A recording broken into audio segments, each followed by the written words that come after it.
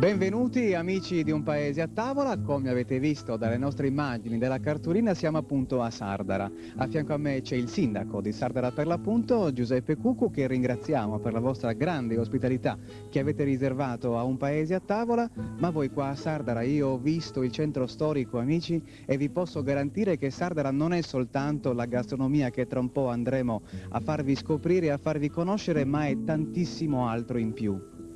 Ha detto bene lei, Sardara non è solo la gastronomia, il centro storico, stiamo partendo qua nel nucleo storico del nostro paese, qua è nata Sardara, qui nella zona del tempio, il pozzo sacro di Sant'Anastasia, e ci sono poi altre cose, abbiamo il castello di Monreale di epoca giudicale, era il castello di Eleonora d'Arborea, e il nostro centro storico che lei ha ben citato, le bellissime chiese tra le quali San Gregorio, che vengono poi riassunte tutte quante nel museo che è proprio lì nel nostro centro storico. Ecco, abbiamo cercato di valorizzare questi beni culturali perché pensiamo che dai beni culturali si deve partire anche per fare lo sviluppo delle nostre zone. Lì ci ricolleghiamo poi con le terme che voi avete visto. Le terme oggi sono la nostra peculiarità, quella di Sardara. Sardara in provincia di Caglia è l'unico comune con le terme. Abbiamo quindi cercato di creare un pacchetto turistico appetibile, beni culturali, terme e posti letto. Sardara ha 330 posti letto. A fine anno abbiamo avuto la bella notizia dai nostri albergatori, abbiamo tutti quanti gli alberghi pieni. Benissimo. Allora, sindaco, grazie. Noi ci vediamo chiaramente anche adesso davanti alla tavolata, per cui prima di vederci davanti alla tavolata c'è veramente un qualche cosa di molto carino, molto caratteristico, che vuole essere un buon augurio per tutti noi. Vediamo insieme.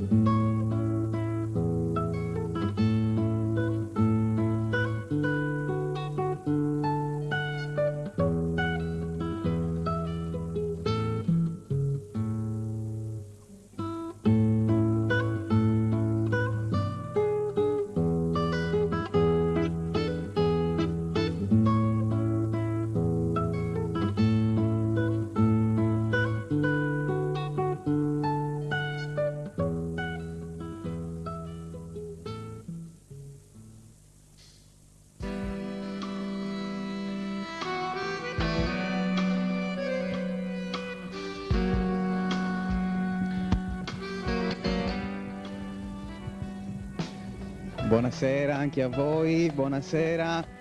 Ed eccoci, benvenuti, vi ricordo che siamo a Sardara, questi sono i prodotti di cui tra un po' parleremo, ma prima di tutto voglio presentarvi l'assessore al turismo e ai beni culturali Luigi Melis, che non a caso, grazie assessore, benvenuto, non a caso ha in mano appunto Sudrigu Gottu. Nasce tutto da una grande cultura, da una tradizione molto antica e credo che anche in questo caso sia il caso di dire saluti e trigu. Saluti e trigo. Era un saluto e anche un augurio che si faceva, perché avere a quei tempi buona salute e il grano per il pane era già l'80% dei problemi erano risolti, insomma. Allora, di che cosa si tratta? Questo è il grano, quindi è Sudrigu, con la sappa. Che tipo di tradizione ha? Ecco, veniva preparato per l'ultimo dell'anno. L'ultimo dell'anno prendevano il grano, lo mettevano nell'acqua bollente, lo lasciavano bollire, insomma. Poi la pentola con il grano dentro veniva messa in un cesto di vime, in lugadio, e tutto intorno della paglia per tenerlo ben caldo per tutta la notte. Poi all'indomani mattina veniva tolto dall'acqua, si intende, e poi veniva messa sasava, mosto cotto.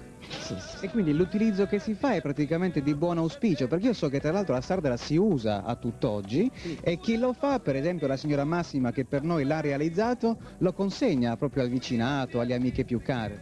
Io mangio Sudrigu Gottu tutti gli anni perché al massimo me lo porta a casa. Quindi è una tradizione anche questa.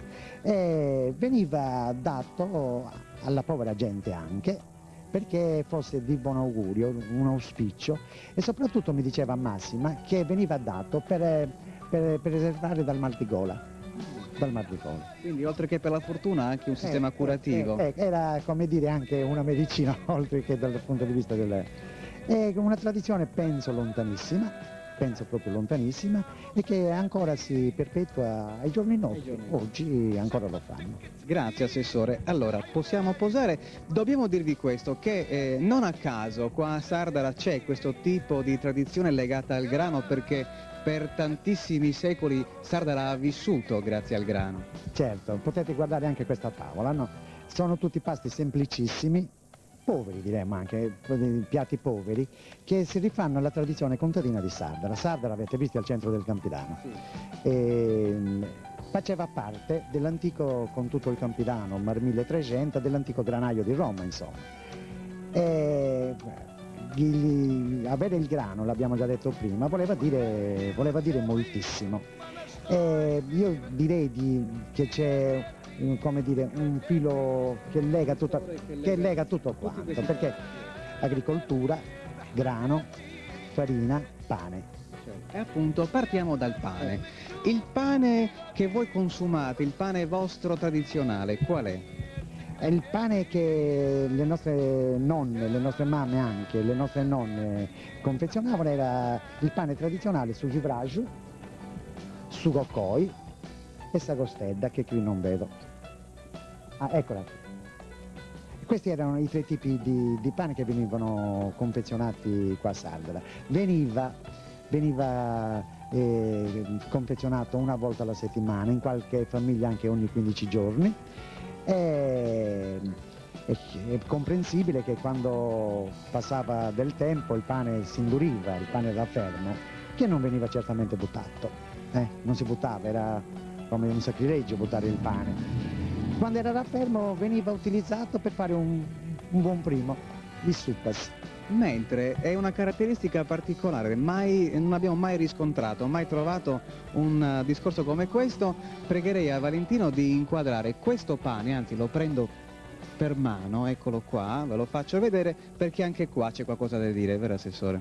Ecco, continuiamo il discorso che avevamo prima. Non veniva buttato niente, perché assolutamente ci mancherebbe, e anche per gli animali, per i cani per esempio, non è che si desse il pane raffermo, veniva confezionato assieme al pane per gli uomini, insomma, veniva confezionato sucucu de gani. Questo è sucucu de gani. Era crusca, raccoglievano da terra, da dove cadeva un po' di farina, lo mescolavano, facevano l'impasto e mi hanno detto che veniva messo in sovrumento a fermentare assieme all'altro pane.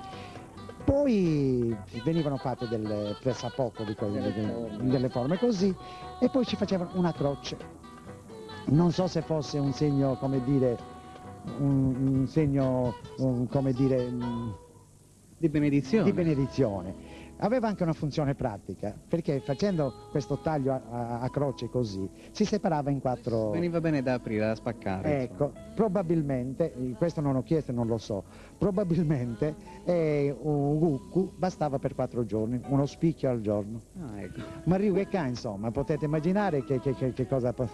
Però non abbiamo mai trovato in tutte le tavole che abbiamo visitato in questi anni facendo un paese a tavola un paese che si sia dedicato anche ai nostri amici babau. Chissà se più avanti troveremo queste usanze. Per il pane che l'assessore ha descritto ringraziamo i fratelli Corona, mentre andando avanti ci sono gli antipasti.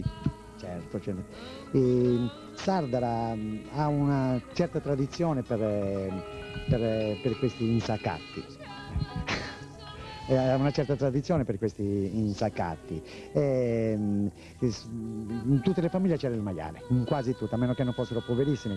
E tutti quanti facevano salsiccia, che io dico che aveva un sapore, come dire, un gusto quasi uniforme in tutto il paese. Probabilmente questo era dovuto a una ricetta tramandata chissà da quanto tempo. Salsiccia buonissima, poi grandua, musteva, pancetta, abbastanza, sono cose veramente, veramente gustose, insomma. E per i salumi vogliamo ringraziare i fratelli Altea e i fratelli Garau, mentre qua è una cosa carinissima che lei mi ha spiegato, assessore, per quanto riguardava la produzione dei pomodori, quando i pomodori verdi, ormai le ultime colture non riuscivano più ad arrivare alla maturazione, si mettevano dentro un contenitore che si chiama? Sabrogna. Sabrogna. Come dicevo prima, non si perde niente, non si perdeva nulla, non riuscivano a raggiungere la maturazione, così verdi. Questa sabrogna, che è un recipiente in terracotta, ci mettevano questi pomodorini verdi ancora, i rimanenti peperoni e sott'aceto, ed era, come dire, una delle poche stuzzichini, come le diciamo noi oggi, assieme alle olive e al sugureo esatto, che veniva lessato con olio, aceto e acqua, poi con un filo d'olio, chi l'aveva. Certo, parliamo giustamente del tempo fa. A proposito sempre del discorso legato a Sardara, io direi di cominciare con il primo piatto. Queste sono i suppasa. I suppasa, Il pane raffermo veniva tagliato a fette, veniva imbevuto nell'acqua bollente,